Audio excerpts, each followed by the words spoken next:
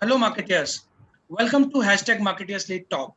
Today we have Shaumik Aij, who is a marketing strategy, communication, and media planning expert with a 16 years of experience in leading and deploying effective and successful marketing solutions and strategy.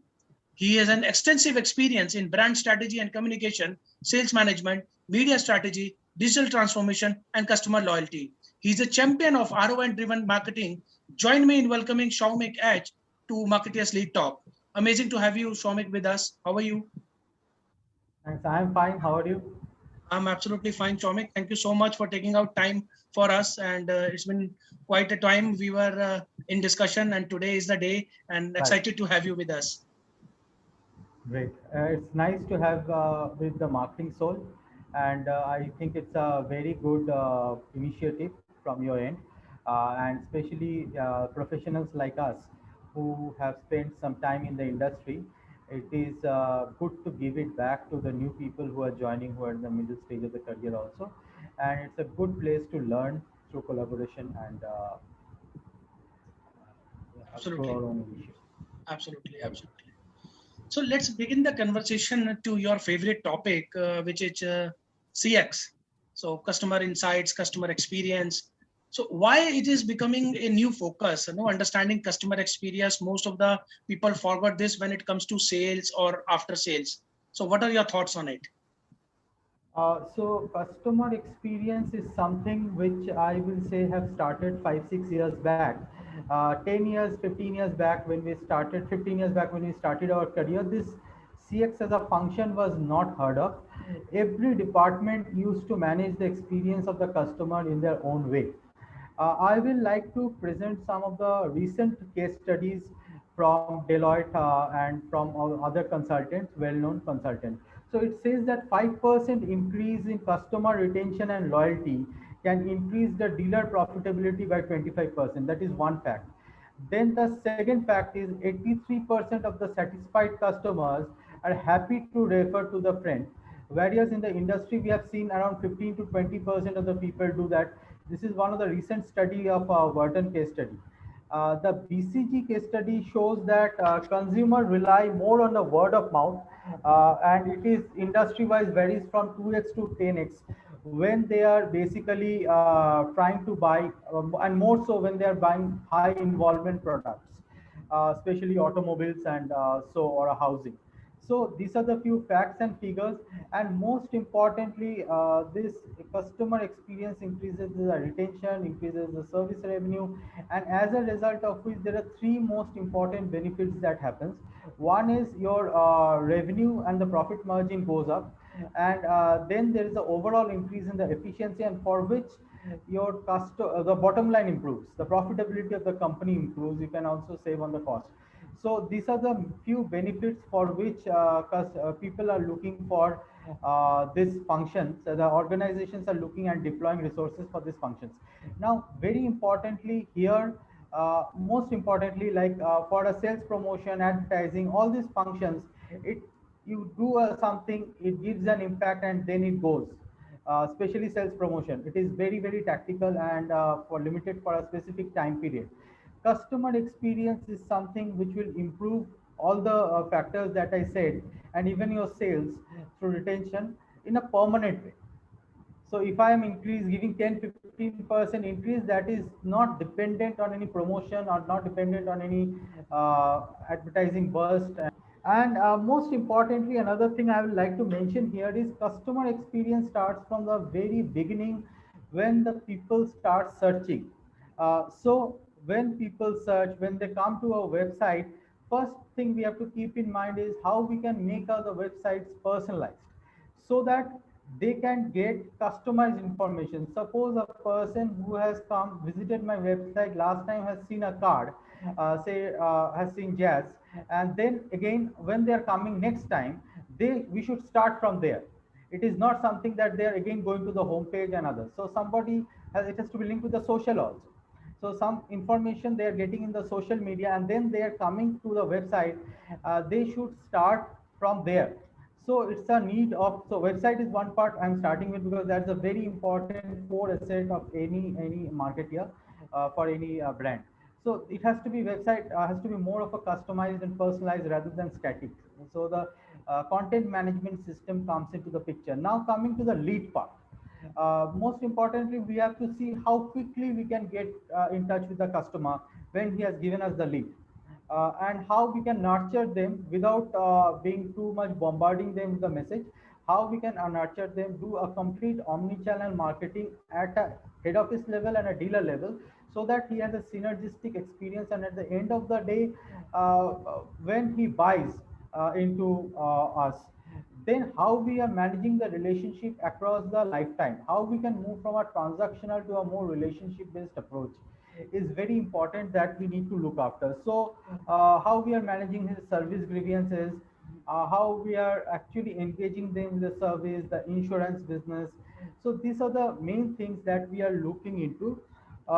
So few things we as a marketer has to keep in mind when we are doing this customer experience, and I call this the 4 E's part, which is the ease of operation. How easy it is for the customer at every stage, starting from the search to his journey, frictionless process in how he can get in touch with us. Secondly, how we are proactively engaging him at every stage in a personalized way, so that he feels a part of a family. So that is not only selling, that can be information, do it yourself, maintenance videos, and others. The third E I will say is the empathy. The no, and it is not only the customer service department; it is everybody in the organization. How we can empathize with the customer, how we can make the process more automated, so that in a frictionless way, customers should be able to get the information from us. So one thing we have to keep in mind, lot of regular information that a customer wants to get. For that, he doesn't need to speak with the customer executive. For that, chatbot and voice bot can be brought into the picture, and that will make the entire thing more frictionless. So more transparency is required there. Then the efficiency, and this is where the skill of the person, because technology, as we have seen, is easy to implement, and today there is a lot, starting from the very beginning. I will say the personalized website, the entire site code can be implemented. Then there is this thing, your customer data platform can be implemented, and then there is segmentation can be done. So this basically collecting the data, I say, clustering the data, and communicating one to one. So these three parts in the technology, which the marketing cloud and services cloud can be brought into and can easily done. But the challenge that comes in the is in the people, the efficiency of the people, the efficiency of the team, and especially when it goes to end level, the customer facing level, the dealer network level. That's where the problem happens, and that's the place where everything that we do in terms of technology and everything falls in. Because especially the automobile, I am saying, coming from that background, it's digital. So till the time the manpower is efficient enough to deploy the technology in a proper way, because at the end of the day, I can give a single view of the customer. I can tell them what they have to say. I can do easy wins and churns, and accordingly, I can give a customized treatment that they have to give. But finally, they have to do it. So hiring the right people, the culture that they have kept in the organization, the motivation, the incentive structures that they have. So all that, the customer orientation, that needs to be there, and that is very important. And so CX is something which is an entire piece, which stretches from marketing and customer till the customer service parts, everything. So a CX person has to be well equipped and have an overall idea about all the functions.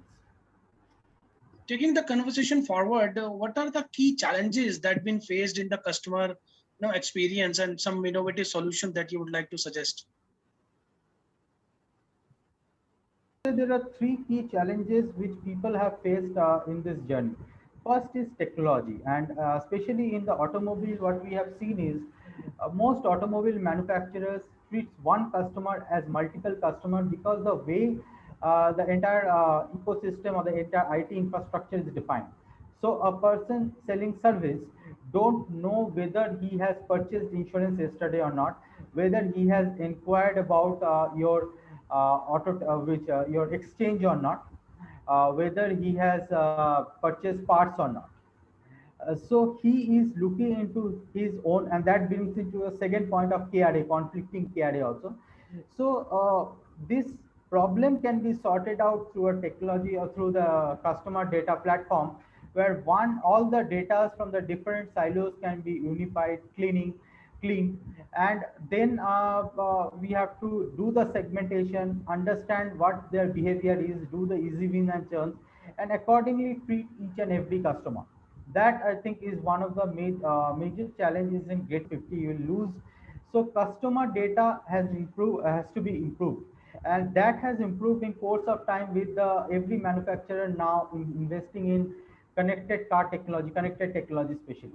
And that's where a lot of clean data is coming. Obviously, customer also is finding a lot of value in enrolling and subscribing this connected technology, because they see a lot of value in that. Second part is a KRA. What we have seen is both in the head office level as well as in the dealership level, there is a lot of conflicting KRAs. The conflicting KRAs, by that I mean is, for example, service, parts, insurance, even your marketing department, everybody has their own KRA and they are running after that. For that, lot of times we have seen that customer experience and net promoter score goes for a toss.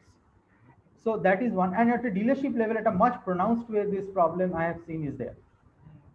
So how can we define the KRA of each department so that they can also chase their KRA, and at the same time, the organizational KRA is also maintained is very, very important. Something what a lot of people are doing, as for example, somebody selling service. So service revenue is made of 50% of the KRA, and CLV, the customer lifetime value, is maintained as a 50% of the KRA. So they can look into the both things rather than looking into their own single KRA, and at a collaborative level they can work together. Number three is the people and culture, and especially when we come as automobile, we can't sell anything to the customers directly. We have to go to the dealership. So one of the biggest challenge lies in enabling and empowering dealerships, and that's where the motivating the people, hiring the right person, the culture definition, making the right HRA manual, so that they also see, because problem is they keep on changing jobs there, the dealership personnel, and in India especially. So how can we show them a long-term view and they stay in the organization and stay motivated? Emotionally, they have to invest their energy into the organization. That's very important in managing the culture. And this initiative has to come from the dealer owners end. Right. Wonderful. And this adds a lot of value to what you have mentioned in terms of customer experience and the way insights moving ahead. Wonderful. Right. So customer loyalty, as we are discussing about it, how much this has an impact in the segment like automotive industry, where the life cycle of buying a car is years ahead. So what is your take on this aspect? Okay, okay. So most importantly, what we have to keep in mind, automobile manufacturers depend a lot in terms of revenue and their profitability on the post-sales process. So it is not about selling a car and then selling them once again after 5 years. That's a very, very long journey, 4 to 5 years or 7 years also, especially for a manufacturer, premium manufacturer, where it goes up. So it is how you mention. So there is lot of touch points after the sales, after the delivery is made, starting from selling insurance to warranty to parts, and then also tires, everything. The accidental repairs that happens through insurance. So it is not only the selling. The selling is a byproduct of the relationship that you maintain with the customer. And any CX person has to focus on the relationship part more, and the relationship part. So some examples of maintaining the relationship, and sales will happen automatically. So for example, after selling the card, how the customer is driving the card for the first time. Is the dealership contacting that person to understand what is the problem there? Is there anything they are facing? How they can maintain and do some do-it-yourself video for maintaining the car in the long run? How they can get a better mileage?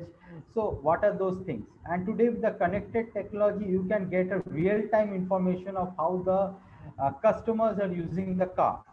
So that is how we are maintaining that relationship. Number two, we see lot of service drop happening after the paid service. But if you do a deep analysis at a 90% plus accuracy level, you will be able to predict how much percentage of people will be the easy wins for service, how much will be the churns. And this is not only for service, for everything, insurance parts, everything, accessories also. Now this churn analysis, if you do the why part of the analysis, if you look at the customer voice, if you look at the behavior of each customer, I will say from the very beginning, you will be able to figure out that this is the customer which is not going to take the paid service. First of all, will show the irregularity in the free service also. They will not come on time. You have to follow up 3 times. So they are the people who are not understanding the importance of service. Point one. Point number two is they are the people who are not using them properly. Maybe their driving kilometers is very less, so they are price sensitive. So how you can actually understand those churn behavior from the very beginning, 6 months before they are going to churn out, and what is the customized communication as a marketeer we can give them, so that they are attached to the brand, and at the end of the day finally they convert easily. Look after then secondary, when it's coming for the service, can we make it self empower the customer to book the service on their own through this WhatsApp or through connected car app, and how we can actually inform the customers on when they are going to get the car back, or when they are basically in a way what is happening to their car, what is the pre-estimation level. Even at the time of the buying the car, they should know what is the cost they are going to incur in each service, the parts cost, the transparencies. So those kind of a relationship at each and every level, if we maintain. So the engine oil is going less, or there is an engine problem. Through sensor treatment today, we can get to know and send information to the customer uh, that this is the problem that can happen, and you should proactively. So being proactive is one of the very important thing. Analytics and being proactive is very important thing in CX. About has to be treated in 2 ways. First of all, there are a lot of do it yourself through chatbot and WhatsApp that we need to give to the customer, which they can do on their own, I think. The second part is something which is a deeper problem, and the root cause analysis has to be done. And then those problems need to be floated back into the system, so that next time it is not a severe problem, it becomes a normal problem for us. In that way, I think the grievances of the customers can be brought down, and that's one of the very important part in the relationship management process. And it's also the aggrieved customer, after solving their problem, how we can manage a relationship. So slowly and slowly he can also uh, is not aggrieved. So it is not about just closing the problem, it's about maintaining a relationship in the long run. So those things are the things that we need to. I think this is very pertinent when you spoke about customer grievances, because in automobiles kind of a sector where the high ticket value purchase is there, it is important to take care of the grievances. So, absolutely right. So branding and customer experience. How to win the brand love from customer through branding? Right. So brand love, I like to talk about one of my favorite topic also, and spend a considerable amount of time in my years of experience over there. So brand love, the kind of relationship as a human you form with different people, your near and dear ones, is what a people also form with the brand. Number one. Number two is basically experiences is what is a sum total of all the interactions that we are having with the brand at different points of time. And we have two minds, actually, conscious and unconscious. All the experiences, be it positive, be it negative, gets encoded in the unconscious mind, and that helps us to form a affinity or a hatred for the brand, and that in turn forms a habit. And this I call is a consumer inertia of buying. So if somebody is has a love for Nescafe, somebody have a love for Maggie, these are all love brands, or Apple, for example, without thinking twice, they're emotionally attached to the brand and they buy it. So their rational minds take a backstep, and their unconscious mind actually drives them to buy it. This is a inertia of the buying. A lot of marketeers actually confuse the inertia with the loyalty. However, I call it a passive loyalty. Now, as a marketeer, once you build that love for the brand, What we have to do is how we can drive the active loyalty. And basically, for example, I will say that a lot of times we buy, moving into the FMCG category, cereals or a breakfast, anything breakfast, ready to make breakfast brand, or for a tea drinking household, coffee. For example, we buy it once in a while and it is there for 1 year and we use it very, very rarely. Now, this is the active, not active loyalty. So as a marketer, a few things that we need to look into is sending a customized message to them so that they can use, finding a new ways of using them, like Horlicks has used it to back to school. Then in the process, for example, Coke, movie Coke popcorn. So how we can associate with another habit and actually bring them into their regular and daily usage pattern. These are the things we need to look into. How we can create, maintaining a consistent brand image and visual image, brand identity and visual image is also very important. Because customer gets all these experiences to the five senses: eyes, ears, senses, smells. So Nescafe has a very brand, a huge brand loyalty. Why? Because the smell and the taste of Maggie or the smell of a Nescafe that they experience is something what they don't want to move out from, and that's the unconscious part of the human behavior which people have. Now, moving into for example, Apple as an example. Now, Apple is into a more of a human-centric design, and it is also into continuous innovation. So, although they keep on launching their new product, but at the same time, they keep the basic things constant. Another thing is to coming up with the new innovations every time. This we also do, although after 3 years or 5 years at the automobile. But if you see L'Oreal or if you see Garnier or if you see Nike also, every year or every 2 years, they come up with the new innovations, and that is what actually actively customers participate in the loyalty. They buy more, and that is another thing which drives the loyalty. Apart from that, we have to create a social proof or a social badge. From the automobile, again, what we are trying to do is how we are actively engaging the customer is giving them the connected technology. Who is the most safest driver? Who is the most driving the maximum mileage? Those are the things through which we are acknowledging the customer. Using a brand ambassador, a lot of people think that it drives the new customers, which it definitely does, instantly give a brand recognition. But at the same time, what I have also realized over the years is it gives a lot of confidence and a lot of pride amongst the existing customers about when a company uses the ambassador, brand ambassador.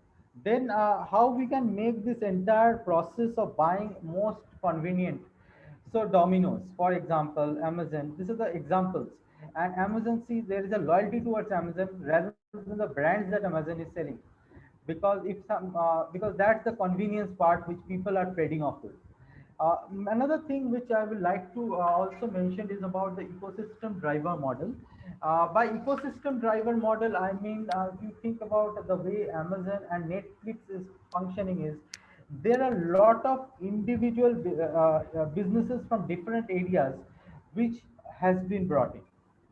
Now, what happens is because of the life stage fatigue or because of whatever friction that the customer is facing, if they are moving out from a particular business, for example, from Amazon Prime, if I am moving out, but there is lot of other businesses that Amazon is in, and that actually also attracts the customer to come to their portfolio. And it is not only the digital brands like Amazon, it is something what Nike is also doing. The even so the smartwatches and others. Basically, you can track your fitness, and so it is entire ecosystem which also a lot of customers are getting, a lot of manufacturers are getting into. Right.